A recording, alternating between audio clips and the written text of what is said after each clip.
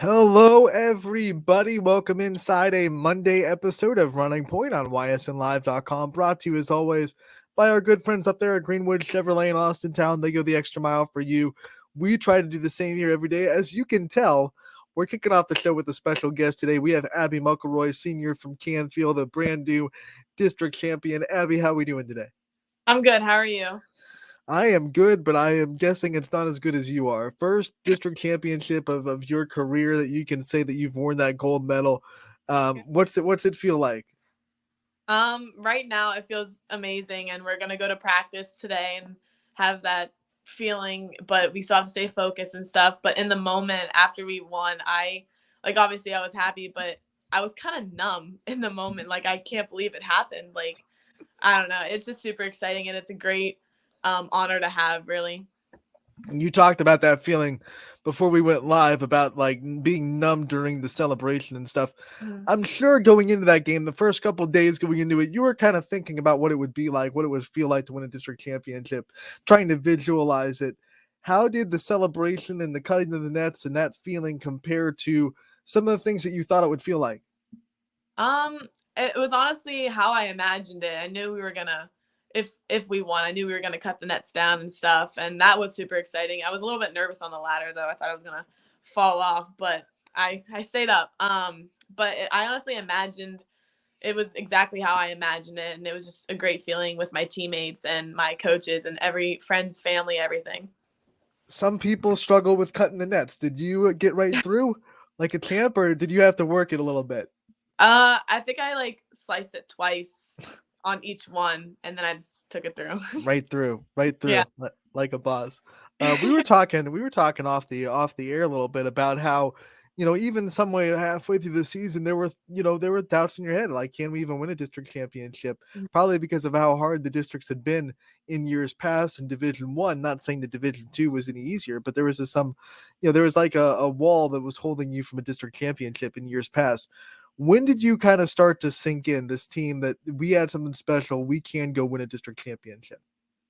Um, I think uh it was one game. We played it on Sunday, and I forget who we played. It was like this, I think it East Lake North, something like that. And our defense was so good that game, and we everyone rewatched film, and that was like it was the best defense we've played all season. So we knew that we could do it, and that was kind of like our turning point of our defense. And we said, like, if we play this defense for the rest of the season, we're going to go undefeated. If we play this defense for the rest of the tournament, we're going to make it all the way. Like, that game was our turning point of our defense, and that's super exciting for a team. Your defense doesn't get talked about a lot because of how well you guys shoot the ball and how well you guys can score. Yeah. Was it hard, as good as offensive, as you are, to focus on defense a little bit and to realize that defense is your biggest strength when you guys can go out and have five girls on the floor that can shoot the three at once? Yeah. Our defense is probably one of our better factors now, and I'm happy that we can say that, because the first few games, like, our defense didn't flow very well, and Coach Real made it a factor in practice almost every single day to, like, sprint the ball, play hard, like, play hands out, like, play active defense and stuff. And that game, we finally, like, it finally clicked for us, and that's like super exciting. And like everyone, yeah, we're like really good shooters. We have five people on the court who can score, which is great to have, but everyone really overlooks our defense, which is amazing. You are statistically the leading scorer of the team, but one of the things that you notice when you look at these stats for Canfield is it's not by much, and there are a lot of girls that average at least 8 points per game. What's it like for you to know that you can go off, you can score, and you can help your team that way? But if you're having an off night, or if you're not scoring the way you want to score, you have so many teammates that can go out and get it done. Yeah, it's a little less pressure for everyone, I think, on the team, because we're not centered around one girl, and we don't need to be centered around one girl because we have multiple people, like, even on the court, and even people coming off the bench who can score for us, which is really great. And if one night I'm not on, I focus on my defense, and that's my role that game. Like, I don't have to score. We don't all have to, like, we don't focus on one girl, which is really crucial for a team. How do you balance that mindset with that killer mentality that you have to have as a shooter to just go out and say, I'm still going to shoot. I'm still going to score. I'm still going to be confident in my ability to score. How do you balance that mindset with the I don't have to score to win this game kind of thing? So what I usually do, and I think what everyone on the team really does, is we've all put the work in all throughout the summer and off season, and we all are confident in our shot. If we miss one, we know that the next one's going in, and if we miss that one, then the next one's gonna go in. Like our stats and our work will eventually show in a game, and the shots are gonna fall. One of the things I noticed really quick about this basketball team is how much you guys trust each other because of that. This bond that you guys have on the basketball team, this trust that you guys have in one another. Can you just describe that and go into that on how that's been developed over the years and how much you trust your teammates, whether it be trust in the score, trust them to do your job, trust them off the court, anything like that? Yeah, the seniors grew up playing like since fourth grade through senior year. So we all know each other pretty well. But the juniors and the sophomores and freshmen, we all like we just click automatically. And like we're such different people and we have such different personalities. Like we like different things in these other people, but it all just works so well. And we trust each other off the court, which causes us to trust each other on the court. And like I can trust Cammy Dill to bring the ball up against one of the best defenders in Ohio because she's put that work in. She's done everything she can to be the best that she can. And I trust her bringing it up. Like Kate Sully, I trust her driving to the hoop. Carly Harmon, I trust her on the game winning shot every single day. I mean, the work that we've all put in is amazing. And I see it in everyone. And I just trust everyone on the team. Let's talk a little bit more about this district championship game and the way it flowed out. Obviously, a defensive battle between two of the top defenses in the state of Ohio. Statistically, you can't argue that. Um, what was it like going through it, where scoring was scarce and every point was earned, and going through a game like that where you had to work, claw, and scratch for every point that you were able to get up on that board? It was definitely tiring, I will say. But I remember one possession we had they just kept going back and forth and they could not get one shot, one drive, one anything because our defense just worked so well together. And then the student section starts yelling and stuff, and they got everybody so excited. And every single point was earned on in that game. And in practice, Coach Real emphasizes games like that, situations like that.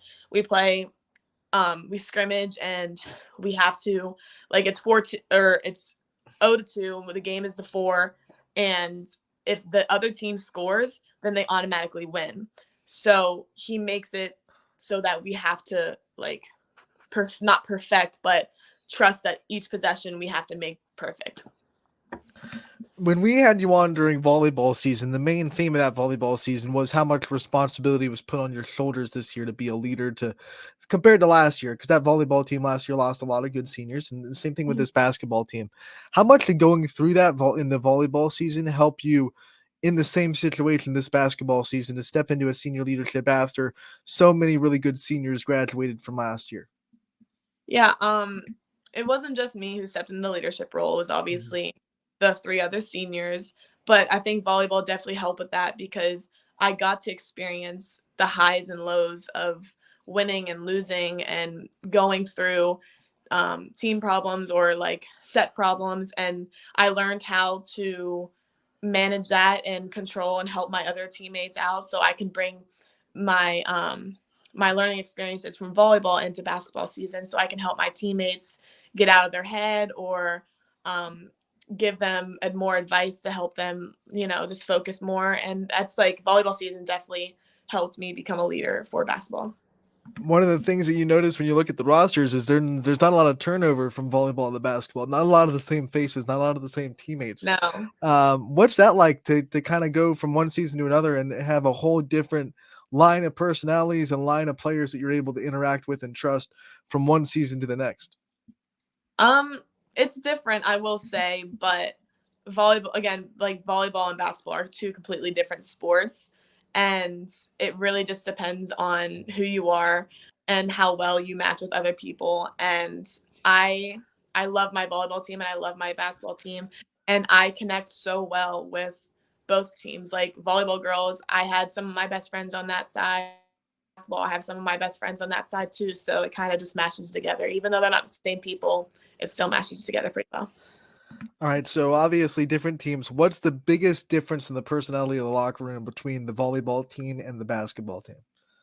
Um, I really don't know. I mean, they're both just crazy teams. I mean, I could walk into the locker room with both teams and there just be random screaming or someone talking about something, and just like the both locker rooms are loud, and both teams are very outgoing, which makes it so fun to play with them. Which one of your basketball teammates do you think would have made the best volleyball player if they were, if they were committed to volleyball for the 4 years that they were in school? um, does that have to be a senior? Doesn't have to be a senior. Just anyone on that team that's not on the volleyball team that you wish was because you think they'd be good at it. Um, Probably I have two in mind. I would say Jenna Treveri because she's really athletic and fast, and maybe Cami Dill because she's tall. She got the long arm. I don't know. I feel like boss up at volleyball. What about the other side? What's someone on the volleyball team that you think would really be good at basketball that you wish came out for that sport? I don't know because we would always at volleyball practice we would always like shoot on the hoops with the volleyball, and we were all kind of bad. So um, I would have to say um, Alana Lawson. I think she would be a pretty cool point guard. All right, so one of the other talking points of that volleyball season was the new coach, right? You had the first year coach and Coach Nesbitt. Basketball, different story. Coach Real's been doing it for a while. He's been in this program for a while. What was it like to be under him for your career, the basketball season? What kind of things has he taught you about basketball, about life, and things like that?